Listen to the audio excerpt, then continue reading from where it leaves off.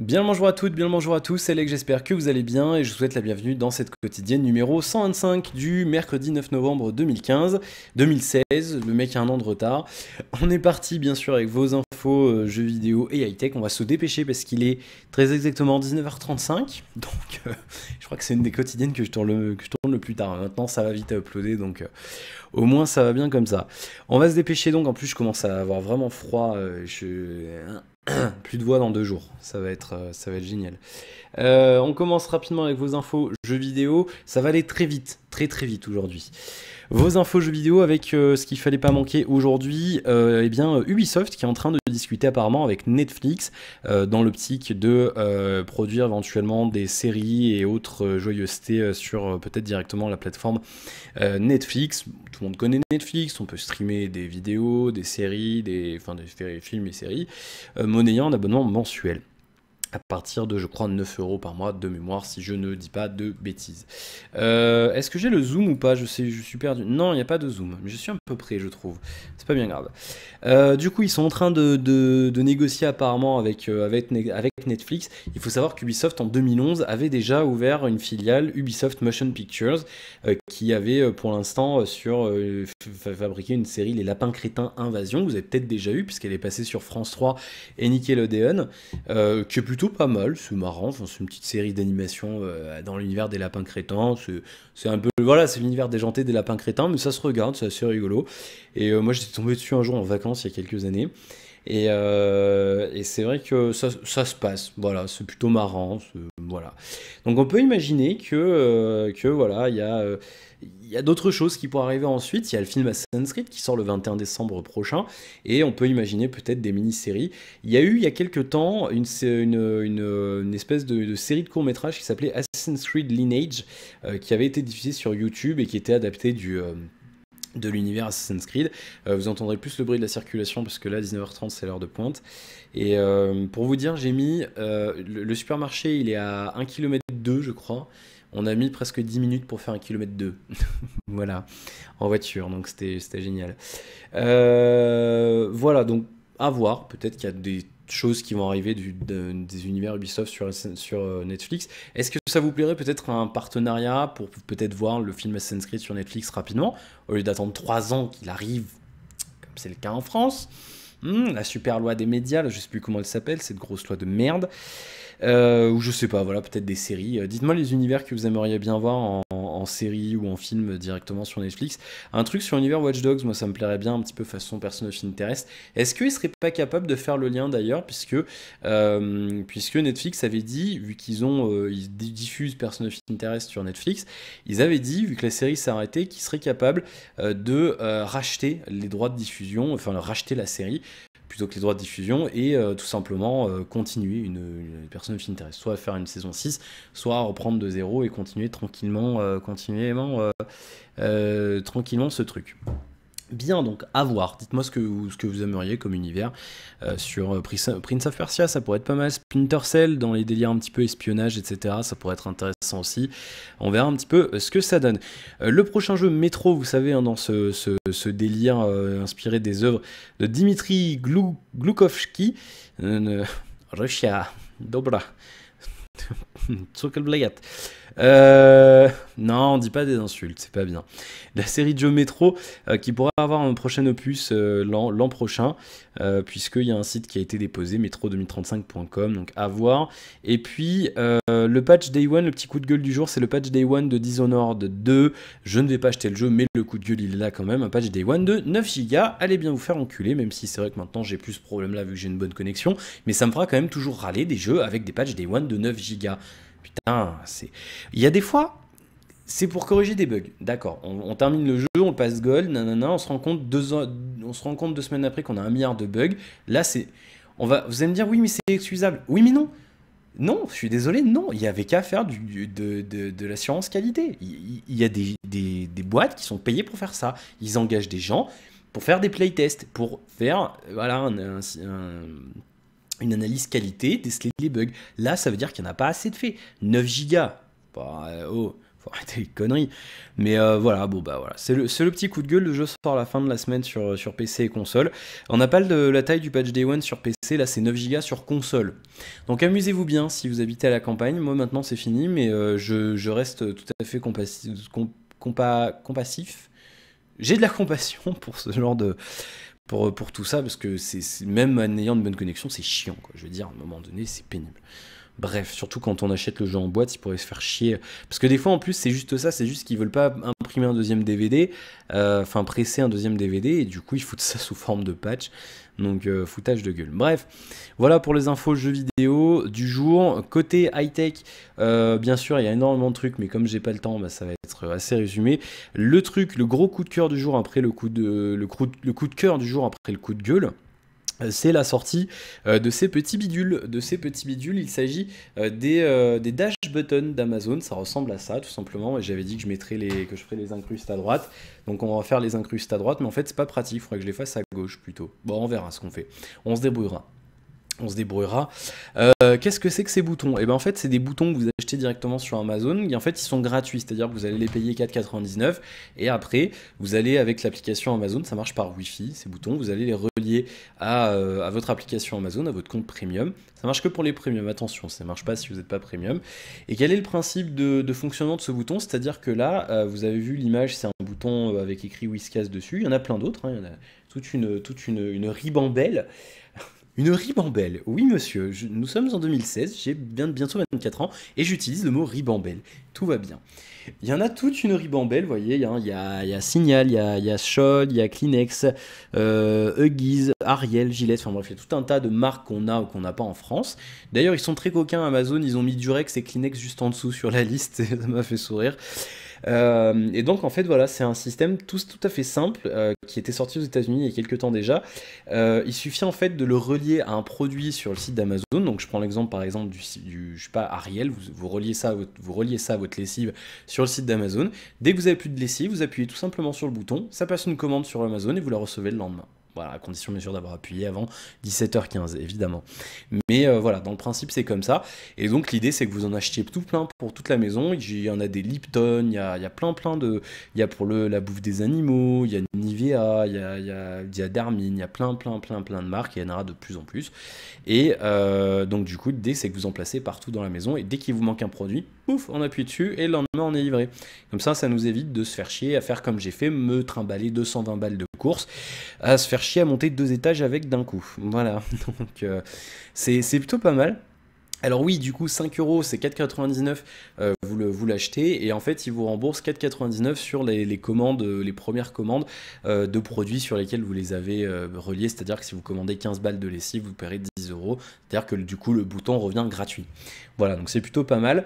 Et puis, qu'est-ce que je voulais dire? Donc ça sort le 14 novembre, voilà, la semaine prochaine, donc vous pourrez, ou le 15, non, c'est le 15, c'est mercredi prochain, donc vous pouvez passer précommande directement et vous serez livré le 15 et vous aurez donc un bon d'achat à valoir sur les produits correspondants. Apparemment, donc on peut vraiment faire ce qu'on veut, c'est-à-dire qu'on peut acheter le bouton Ariel et le relier à du thé Lipton. Ça, apparemment, il n'y a pas de souci. Le bouton, c'est juste un habillage qu'il y a dessus, et donc ça serait bien même d'ailleurs qu'ils en sortent à vierge, qu'on puisse imprimer qu'ils puissent nous donner une fiche A4 avec le truc prédécoupé et qu'on puisse soit mettre nos étiquettes nous-mêmes, soit les imprimer avec un logo qu'on veut, ou ce genre de choses. Ou alors, ça serait bien d'en faire peut-être des versions plus chères avec un... Là, je parle loin, mais vous allez me dire ce que vous en pensez. Avec un écran un petit peu, vous savez, comme les Kindle ou justement les montres Pebble, un écran à encre électronique. Et donc, comme ça, on pourrait le changer directement depuis l'appli Amazon. On pourrait charger un logo, une image ou un texte directement sur le bouton. Comme ça, au moins, on en achète par lot, je sais pas, de 4, 5, 6. Et ensuite, on peut les changer. C'est-à-dire que là, par exemple, si du jour au lendemain, pour X ou Y raison, j'ai plus besoin d'acheter des... je sais pas, je fais un gosse, j'achète des couches Huggies ou Pampers. Au bout d'un moment, j'en ai plus besoin, donc le bouton ne me sert plus à rien. Donc je veux dire, c'est un petit peu dommage d'après avoir un bouton Pampers qui sert à rien. Donc ça serait bien, c'est vrai, d'avoir ce même principe, mais avec des écrans à encre électronique. Comme ça, quand vous changez pas ce qui affiche dessus, ça ne consomme pas d'énergie. Et voilà, je pense pas que ça coûte bien plus cher à fabriquer. Ça coûtera un peu plus cher, c'est sûr, mais dans ce cas-là, qu'ils les vendent et qu'ils les offrent pas comme ça. Et je pense que ça serait intéressant d'avoir l'option. Vous me direz ce que vous en pensez dans les commentaires. Mais en tout cas, voilà, c'est disponible à partir de la semaine prochaine. Et donc il y a de plus en plus de marques qui seront compatibles, et je me rends compte que d'ailleurs j'ai oublié d'acheter un truc au supermarché. Voilà. Bon, bah c'est pas grave. Voilà pour cette information. Alors moi je pense que je vais en prendre un parce que justement j'ai regardé la lessive que je vais utiliser pour ma machine à laver. Elle est un petit peu moins chère sur Amazon. Donc du coup je pense que je vais m'amuser à prendre le bouton, et comme ça je pourrais peut-être vous montrer voilà vite fait à quoi ça ressemble dans une quotidienne. À mon avis ça ne méritera pas une vidéo de déballage et critique, mais voilà, juste pour vous montrer un petit peu le principe et la tronche du machin, éventuellement comment ça se configure sur l'appli Amazon. Vous me direz ce que vous en pensez si ça vous intéresse. On va passer un petit peu au côté hardware avec la sortie éventuelle du LG V20, une version S potentielle en Europe. Vous savez, la gamme V, on a vu le V10, je vous en avais parlé, c'était un petit peu le coup de cœur il y a quelques mois, il y a un peu plus d'un an même maintenant. Et il y a le V20 qui est sorti, c'est ce fameux téléphone chez LG avec, vous savez, cet écran supplémentaire sur la tranche supérieure du téléphone. On a donc notre écran ici, et on a la tranche supplémentaire en haut avec un écran avec des icônes, des notifications, ce que vous voulez. Et donc jusqu'à maintenant, c'était pas sorti Je crois qu'il y a eu un V10, j'ai un doute maintenant. J'ai un doute. C'était pas sorti jusqu'à maintenant en Europe, ils avaient dit qu'ils voulaient pas le sortir en Europe. Pourquoi c'est intéressant ce téléphone? Bah déjà par rapport à sa... Pardon, à sa particularité, mais aussi parce que c'est tout simplement le premier smartphone commercialisé dans le monde avec Android 7.0 Nougat, avant même les Pixel et Pixel XL de Google. Donc voilà, c'était vraiment le tout premier smartphone Nougat. Et il pourrait éventuellement sortir en Europe, puisque c'est GSM Arena qui a relayé l'information. LG a déposé une marque qui s'appelle la marque donc LG V20S en Europe le 7 novembre, donc c'était il y a 2 jours. Un dépôt de marque écrit à la fois en anglais et en allemand, qui ne donne pour l'instant malheureusement pas plus d'informations, sauf le fait qu'il s'agisse d'un smartphone.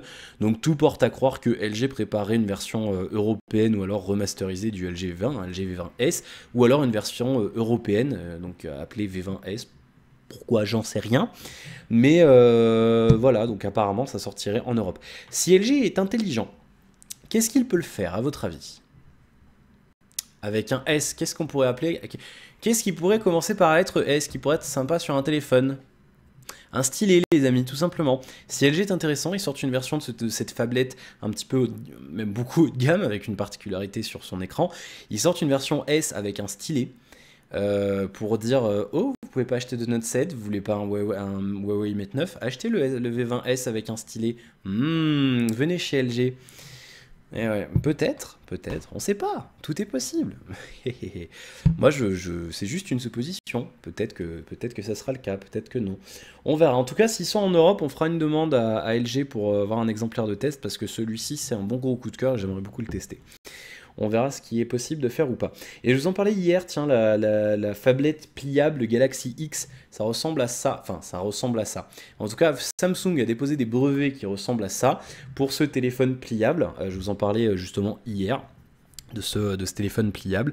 Un nouveau brevet qui a été déposé, en fait, donc il préparait apparemment pour 2017 un téléphone qui ressemble à ça, enfin en tout cas avec un système de pliage comme celui-ci.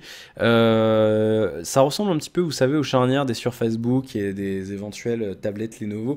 En fait, oh, je fais tout tomber. En fait, vous voyez, il y a cette partie ici qui est cette partie ici que je fais n'importe quoi avec le gestionnaire des tâches de Windows. Il y a cette partie ici qui est censée se plier, et donc ça donnerait quelque chose de plutôt sympathique à voir. Donc on verra ce que ça peut donner. Sauf que là, l'écran serait entièrement flexible, il serait sur toute la surface du bidule que je viens de vous montrer.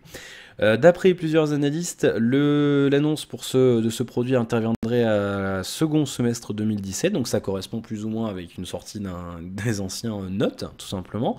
Donc on va voir, peut-être que Samsung va vouloir tourner la page avec ces histoires d'écrans sans bordure, avec ces écrans ces téléphones complètement pliables avec des écrans géants, à voir ce qui est faisable ou pas pour Samsung, et puis à voir surtout s'ils vendent ça comme un flagship ou alors comme un téléphone milieu de gamme avec moins d'ambition. Il y avait pour rappel par exemple le Galaxy Beam qui intégrait un picoprojecteur qui avait jamais été finalement intégré à la gamme S ou Note, et donc qui pourrait tenter ce genre de smartphone sur une gamme milieu de gamme, un petit peu plus en mode marché de niche plutôt que de l'intégrer directement à une gamme grand public qui fait partie de sa lignée de flagship. Voilà, donc on verra ce que ça ça donne, mais en tout cas, ça laisse rêveur sur le futur des téléphones, des écrans avec très peu de bordure, des téléphones avec des écrans qui se plient, etc., etc. Ça laisse rêveur, tout ça laisse rêveur. Bien, on va passer à vos commentaires très rapidement. J'aimerais bien boucler ça avant de faire 25 minutes, on va essayer. Anthony qui nous dit, t'as raison Alex, puis avec moi tu n'as pas de chance, mes commentaires, j'écris trop vite. Avec du recul, que penses-tu de Orange Cash? Alors, Orange Cash, je m'en suis pas tellement servi que ça en fait, parce que jusqu'à pas très longtemps en fait en Auvergne, il y avait énormément de commerces qui n'acceptaient pas les paiements sans contact. Maintenant, là où j'habite, tout le monde accepte, bah, clairement tout le monde accepte. Même où j'habitais avant, là, enfin chez mes parents, la plupart des commerces en ville à Issoire, c'est une des sous-préfectures. Qu'est-ce que c'est qui pend là? Ah mais c'est mon câble. Il y a la plupart des commerces qui acceptent le sans contact maintenant. Là, je vois que la boulangerie qui est juste. Alors, vous la voyez, en fait, vous la voyez pas, mais s'il n'y avait pas le mur de l'immeuble, vous la verriez. Enfin, il y a encore deux pièces derrière, mais la boulangerie, elle est vraiment juste à côté, quoi. C'est juste, c'est assez hallucinant. Mais voilà, tout le monde accepte le paiement sans contact, et donc, il faudrait que je réessaye Orange Cash. Je sais pas si ça marche sur le Huawei. Il y avait une période où il n'y avait pas beaucoup de téléphones compatibles. Je sais qu'avec le S6 Edge, j'avais pu le faire tout de suite. Pardon.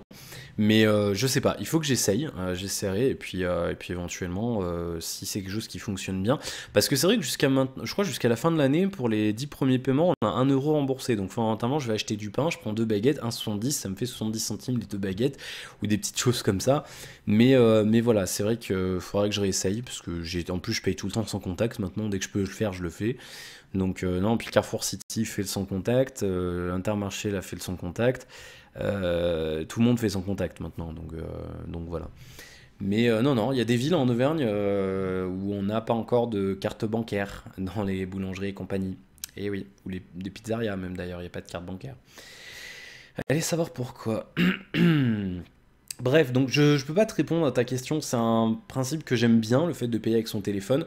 Maintenant, ça dépend du téléphone, parce que c'est vrai qu'avec le S6, il y avait toute la partie du capteur qui dépassait, donc c'était un peu chiant pour taguer sur les appareils. Des fois en plus, vous savez, ils ont l'appareil qui est comme ça, et donc en fait ils l'enfichent dans une espèce de support en métal avec une espèce de cage devant, et du coup c'est un peu la galère des fois, il n'y a pas la place pour poser le téléphone devant l'écran du bazar qui fait sans contact, enfin du terminal de paiement. Et du coup, c'est vrai que c'est un petit peu des fois c'est un petit peu compliqué payer comme ça, mais il faut que j'essaye. Il faut que j'essaye, et je vais essayer peut-être de mettre quelques euros dessus pour faire 2-3 courses là sur les prochains jours, des courses enfin les produits frais et compagnie, et puis le pain et les conneries comme ça. Il faudra que j'essaye. Il faudra que j'essaye. Après, je pense que ça marche bien. Il faudrait peut-être qu'ils bombardent un peu sur la com et qu'ils fassent 2-3 offres promotionnelles pour que les gens puissent essayer. Moi, ils m'avaient offert. Alors, c'était marrant parce qu'en fait, j'avais essayé Orange Cash directement. Et ensuite, ils avaient ouvert un panel de tests je crois que je vous en avais parlé. Non, je n'en ai pas parlé. C'était une époque où je faisais pas YouTube. C'était en début d'année. Et c'était en février ou mars, je sais plus exactement. Ils avaient fait un panel de tests et je m'étais inscrit. En fait, ils offraient 30 euros sur Orange Cash, comme ça, sans rien. Ils vous offraient 30 euros ou 20, je sais plus. Mais je crois que c'était 20 ou 30, je sais plus. Et donc après, on pouvait les dépenser comme on voulait. Ils avaient fait ça à 50 ou 100 personnes, je sais plus. Et du coup, je m'étais inscrit, et en fait, je crois que c'était au premier arrivé, premier servi, et du coup, j'avais été pris. Et du coup, après, on devait faire un compte rendu de notre usage. Et du coup, je les avais utilisés en carte virtuelle en ligne. Et j'ai utilisé une petite partie en paiement sans contact. Ça marche bien. Là où ça marche bien. Là où les paiements sans contact passent, ça marche très très bien. Et le principe est juste extrêmement bien foutu. Et c'est vrai que c'est quelque chose que j'aime bien. Voilà, après bon, ça reste à développer ce genre de technologie, mais c'est vrai qu'un jour, j'aimerais beaucoup un jour avoir juste mon téléphone pour tout faire, prendre les transports, pour payer, pour faire plein de trucs, c'est vrai que ça serait quelque chose de pas mal. Voilà, et puis ça serait bien que les banques s'y mettent aussi, bon sang de bois, ou PayPal, ça serait bien qu'on puisse faire ça avec PayPal, au lieu d'alimenter une appli tierce. C'est vrai que j'aimerais bien, avec mon appli PayPal sur mon téléphone, pouvoir payer sans contact dans le réseau Visa ou Mastercard. Ça serait intéressant, c'est vrai. Il faut savoir qu'aux États-Unis, on peut avoir des cartes de paiement PayPal, c'est-à-dire utiliser votre sorte de. Enfin, je crois qu'ils ont fait ça avec Mastercard ou Visa, je sais plus. Et donc, ils éditent des cartes de paiement que vous pouvez utiliser dans le réseau standard Mastercard ou Visa. Et vous pouvez utiliser. Donc, ça pompe sur votre solde de PayPal. Voilà, mais nous, on l'a pas encore. Ce qui est dommage. Et c'est vrai que j'aimerais bien. Merci pour ton commentaire, en tout cas, Anthony. Erax nous dit, ton casque est très exactement un HyperX Cloudix Pro Gaming. Oui, donc j'étais bien proche, j'avais oublié le Pro. Mais la boîte est là, et c'est vrai que elle est juste là, juste c'est celle-là. Là, ici. Donc bon, moi je retiens pas les trucs que j'achète. Des fois j'achète des trucs, je regarde pas le nom en fait, donc c'est un petit peu. Là celui-là je l'ai acheté vraiment en speed parce que j'avais plus de casque. Mais je regrette pas, c'est encore une fois c'est un très bon casque et je le recommande sans problème. L'image est vraiment bien à 8 mégabits seconde, c'est beaucoup plus agréable si on te regarde parler, ne change rien. Et bah écoute. Avec plaisir. Là, t'as vu même avec cet éclairage, là, je suis... en plus, les couleurs sont chaudes et tout, il y a juste qu'il faut de bleu. Et je trouve l'éclairage... Et j'ai même pas acheté d'éclairage, hein, c'est juste le plafonnier. Hein. C'est vraiment... avec... j'ai mis aussi ma lampe de bureau là que je pourrais éteindre parce que ça change pas grand-chose. Très légèrement. Mais non, l'éclairage est quand même super agréable. Donc là, tout de suite, j'ai même pas besoin, j'ai l'impression d'acheter de l'éclairage fondamentalement parce que je le trouve tout à fait convenable. C'est assez homogène, c'est plutôt pas mal. Donc je pense que même le soir où je fais du stream, bah, je pense que je vais me contenter de cet éclairage pour l'instant. Je pense que ça le fait. Vous me direz ce que vous en pensez. Après, j'ai une espèce de lampe de studio. Alors c'est une fausse, hein, ça éclaire pas vraiment comme une lampe de studio. Mais c'est vrai que je pourrais la mettre dans le coin là, ici, pour quand je fais des streams ou de l'autre côté. On verra. Pour les VOD sur Beam, elles sont téléchargeables via les options de chaîne et pour l'avoir testé le protocole FTL pendant un peu plus d'une heure en 720p à 30 images secondes à 2500 kbps, donc c'est 2,5 mégabits seconde comme recommandé, le fichier ne faisait que, alors je prends les guillemets, parce qu'il y en a, que 600 mégas. Alors une heure à 720p à 600 mégas, c'est pas mal, c'est même excellent. Tout ça pour dire que pour les réuploads sur YouTube, ça ira. Bonne vidéo comme toujours, continue. Alors si c'est ça, je le ferai, parce que 600 mégas, là je vous dis, je mets une demi-heure pour upload 3 gigas en ce moment, donc 600 mégas, il n'y a pas de souci, je le ferai sans problème. Si c'est ça, oui, je te fais confiance, Erax, donc je me base sur ce qu'Erax dit, dans ce cas-là, Nénès, oui, il y aura replay sur YouTube avec grand plaisir, voilà. Si c'est juste ça, et que ça peut vous faire plaisir, et que ça peut vous arranger, moi, il n'y a pas de souci, ça me prend 10 minutes, même pas. Donc, juste le temps de le rapatrier, de le réuploader derrière, voilà, c'est pas très très long. Merci Rax en tout cas pour ton commentaire. Bonne vidéo comme toujours. Vidéos avec des S. Vidéos. Bonne vidéo comme ça. Comme toujours, continue. Et je mélange tous les mots, c'est pas grave. En tout cas, merci pour ton commentaire. Erax, première fois que je te vois en commentaire apparemment de mémoire, donc bienvenue. Alexandre Moore qui nous dit bonjour, je peux tâcher de répondre à la question concernant la résistance des écrans. Alors écoutez bien l'explication d'Alexandre. Alors que j'ai déjà lu parce que j'avais envie de me cultiver hier soir. Enfin, en tout cas ce matin, parce que c'était il y a 6 heures. Alors déjà, oui, un matériau capable de se déformer supporte mieux les chocs de façon générale qu'un matériau rigide. La déformation absorbant une partie du choc par dissipation de l'énergie dans ce qu'on nomme une déformation élastique, voire plastique si elle est irréversible. Sauf que pliable ne signifie pas flexible. Un objet est pliable si, sous certaines conditions de température notamment, il peut être plié de façon irréversible. Par exemple, une barre d'acier est pliable à des températures très élevées. Un objet est dit flexible s'il peut subir en conditions normales, disons, une flexion qui est réversible dans les mêmes conditions. Par exemple, une règle en plastique mou, malin comme ma pède, pardon, une règle en plastique mou est flexible, on peut la tordre et lui redonner sa forme d'origine. D'accord, bah oui, merci beaucoup pour l'explication et pour le détail. Donc voilà, il faut faire la différence entre pliable et flexible, de ce que j'ai compris. Et merci pour les détails un petit peu plus physiques du truc. Donc voilà, vous regarderez le commentaire d'Alex. Merci à toi, vous le voyez pas, mais vous le regarderez. Je vous montre son avatar comme ça, vous le retrouvez rapidement dans la liste. Voilà. Et c'est pas un fuck, désolé. Mais voilà, merci d'avoir pris le temps de détailler et merci pour moi et merci pour les autres. Merci beaucoup. C'est bien des fois que vous preniez le temps comme ça, voilà, quand je me trompe ou je suis pas calé dans un truc, prenez le temps comme ça de m'écrire un commentaire pour m'expliquer à moi déjà et puis pour tous ceux qui regardent la vidéo et qui se posent la même question.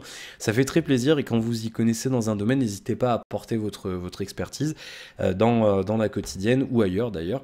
Voilà, c'est vrai que quand on a de l'expertise dans un domaine, il faut pas hésiter à l'étaler. C'est pas comme quand on n'a pas de culture, que les gens ils racontent des conneries et finalement ils se perdent dans ce qu'ils racontent.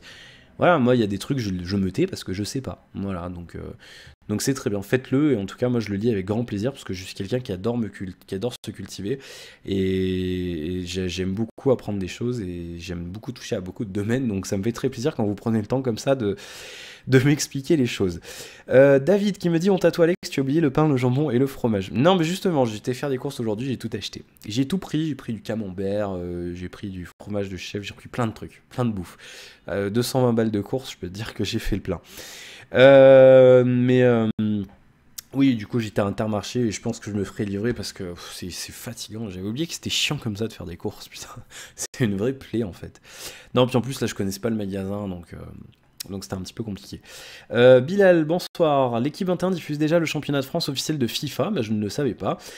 Ton rêve va devenir réalité. Les Quick ont été rachetés par Burger King, dont transformation des Quick dans les années dernières. Oui, alors je l'ai vu, mais évidemment. Je suis au taquet sur les burgers. C'est que... Oui, non, j'étais au courant. Mais oui, donc Quick a été racheté par Burger King. Il faut savoir que nous, sur la commune d'Aubière, c'est banlieue très proche, ça touche Clermont-Ferrand, on a un Burger King qui est en construction depuis plus d'un an. Et en fait, le problème, c'est que le maire d'Aubière est un vieux con. Voilà, je mâche pas mes mots. Le mec nous fait un pataquès parce que, soi-disant, Burger King n'avait pas déclaré comme quoi il y aurait un drive, nanani, nanana. Du coup, il fait oui, non, j'ai un scandale, il y a déjà les riverains, ils vont se plaindre. Il y a un Auchan Drive juste derrière, les gens n'ont jamais rien dit. Donc, je vois pourquoi un drive de plus ou de moins, ça ferait chier les gens qui habitent à côté. Donc à un moment donné, bon, non mais je le cache pas, hein, c'est un con ce mec, c'est un vieux con borné, anti-développement, anti-tout. Donc que voulez que je vous le dise? Il y a beaucoup de maires qui sont comme ça malheureusement en France, beaucoup d'élus. Jusqu'ici on avait la chance d'avoir un président régional qui s'appelait René Souchon, qui était juste hyper accessible. Moi des fois je lui posais des questions sur Twitter, il me répondait pour vous dire à quel point il était accessible. Et c'était une personne qui était justement très développement. C'est une personne qui nous disait dans les interviews, le cuivre est dépassé, l'avenir c'est la fibre optique, il faut absolument fibrer toute l'Auvergne rapidement. C'est une personne qui a été décrochée des aides de je sais pas combien de dizaines de millions d'euros avec des partenariats avec Orange et compagnie pour fibrer une grosse partie de l'Auvergne et qui a fait en premier son plan très haut débit Auvergne. Et c'est quelqu'un qui va beaucoup nous manquer dans l'administration en Auvergne avec le lien avec le Rhône-Alpes. Parce que Wauquiez est un petit peu moins comme ça malheureusement. Mais bon, le plan Auvergne très haut débit est déjà lancé, il est déjà bien avancé et c'est très bien comme ça et ça fait vraiment plaisir d'avoir eu affaire à des élus comme ça qui ont tout compris. Et si tous les élus pouvaient être comme ça serait une bonne chose. Mais voilà, donc du coup, non, nous on est bien avec notre plan Auvergne très haut débit. On va être à 100% des foyers avec 8 mégabits descendant minimum d'ici 2022, je crois, de mémoire. Quelque chose comme ça. Soit par l'aide de subventions pour du satellite, soit par des nouveaux NRA, donc des NRA HD. Voilà, il y a plein de trucs. NRA, comment on appelle ça? Non, c'est pas des NRA HD, c'est un autre nom. NRA... Je sais plus, il y a un autre nom. Un autre type de NRA, je sais pas quoi, blablabla. Bref, en tout cas, voilà, pour blague à part, parce que je me suis un petit peu écarté par rapport au Burger King. Mais non, c'est vrai que oui, ça va se transformer petit à petit. Alors, je sais pas si ce Quick va se transformer.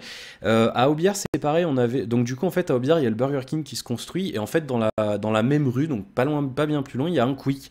Donc du coup, je sais pas, je pense qu'on va faire... Ce Quick fera partie, je pense, des Quick qui vont perdurer Quick et qui vont se transformer en chaîne de burgers halal.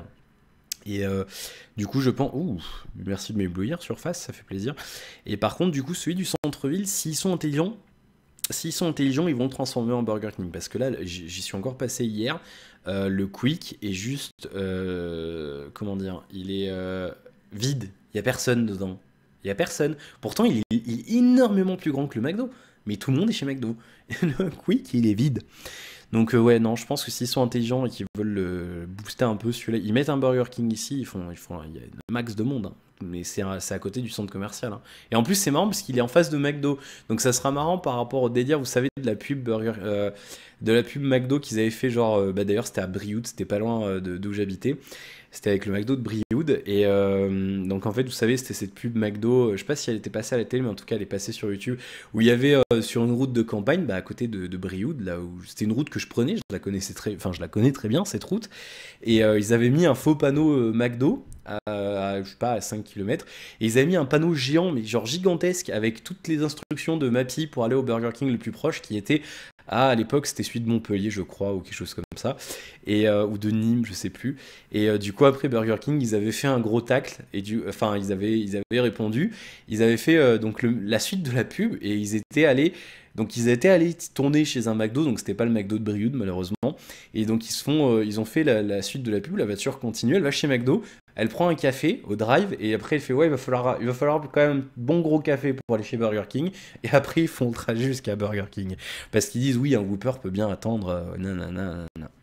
Bref, et donc après il disait merci à McDo de nous permettre, de permettre aux gens de prendre des cafés pour venir jusqu'à chez nous. Enfin c'était marrant, c'était bon enfant, ils sont toujours bon enfant Burger King dans leur publicité.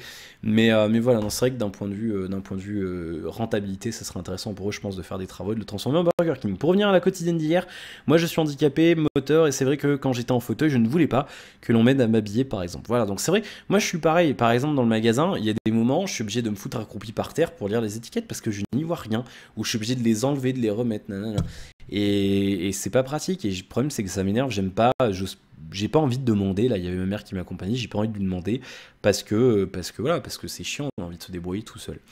Voilà. J'espère que tout va bien pour toi, Bilal. Wuzka DK qui nous dit bonsoir Alex, salut, pourrais-je avoir l'honneur de t'avoir en tant qu'ami sur Steam? Sinon, bien la vidéo innove ta chaîne, tu as les capacités d'avoir beaucoup plus d'abonnés. Alors, je vais te dire non pour la simple et bonne raison parce que j'ai déjà 1 milliard d'amis sur Steam. Faut déjà que d'ailleurs je fasse du tri. Pour l'instant, non. Après, je verrai. Mais c'est vrai que je vois pas l'intérêt en fait d'ajouter des gens comme ça que je connais pas spécialement, parce que voilà, parce que voilà, moi, pour moi, la liste d'amis sur Steam et Uplay et compagnie, c'est vraiment pour jouer avec les gens. Et comme déjà, je joue en général avec ma bande de potes, je vois pas spécialement l'intérêt d'ajouter des gens, si ce n'est pour dire de les avoir dans la liste d'amis, ce que je trouve un petit peu inutile. Mais bon, on verra. Peut-être un jour, mais pas pour l'instant. En tout cas, merci pour ton commentaire. Mais on va innover, on va continuer. Il y a 2-3 idées qui germent dans mon esprit, on va se débrouiller.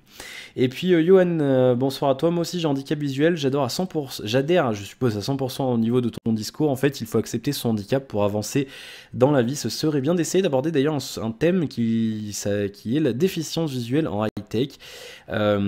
Écoute, bienvenue au club, si je puis dire, Johan. Alors, ce sujet, oui et non. Pourquoi? Parce que justement, ça ferait justement ce que je ne veux pas faire, c'est-à-dire montrer comme ça en mode j'ai un handicap, comment je me débrouille.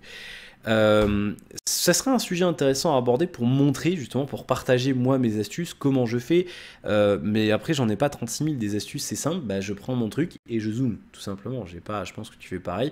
Moi mon Twitter sur Twitter Web, je crois, alors vous regarderez, si vous avez un écran Full HD, vous verrez un petit peu ma galère. Je me mets sur Twitter et moi mon Twitter sur Chrome il est en zoom 150%. Vous verrez la différence par rapport au vôtre en termes de taille. Mais voilà, moi le mien je le zoome je le zoome en 150%. Et sinon, parce que en fait sinon je le vois mais ça me fatigue les yeux. Non, oui, 150%, j'allais dire des bêtises, non, c'est bien 150. Gmail, il est zoomé à 125. 20 minutes, c'est zoomé à 150 aussi. Jeuxvideo.com, c'est zoomé à 150 aussi. Voilà, qu'est-ce que je peux vous dire d'autre? Frandroid, il est zoomé à 150.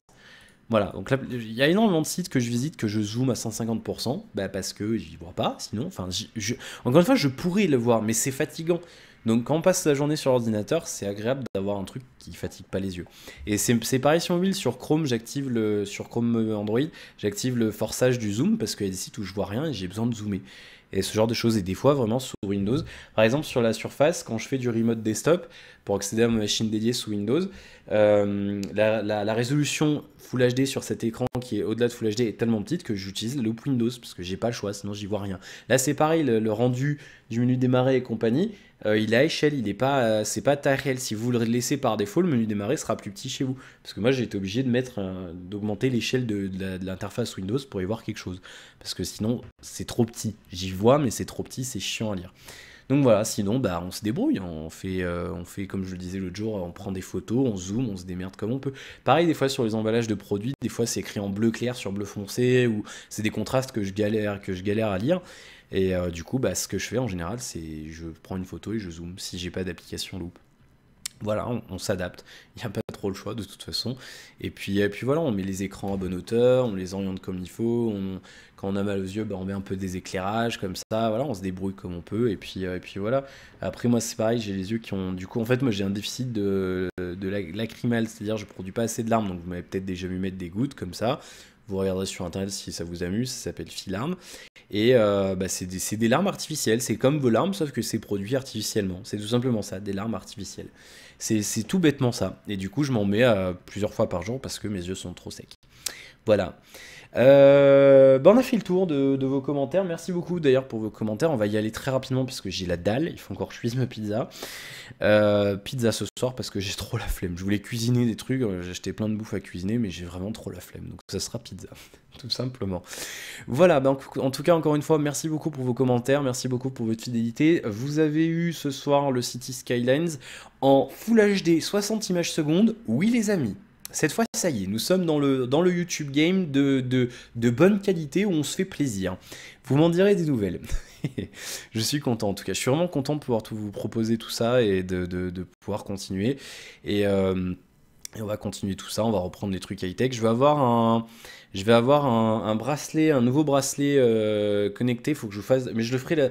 Je suis en retard sur plein de choses, donc ça va être un peu compliqué cette semaine. Je vais essayer de vous faire un peu de jeux vidéo, encore un peu de Volon d'Arc éventuellement. Je vous ferai mon petit blabla sur le Xiaomi Mi Band 2 la semaine prochaine.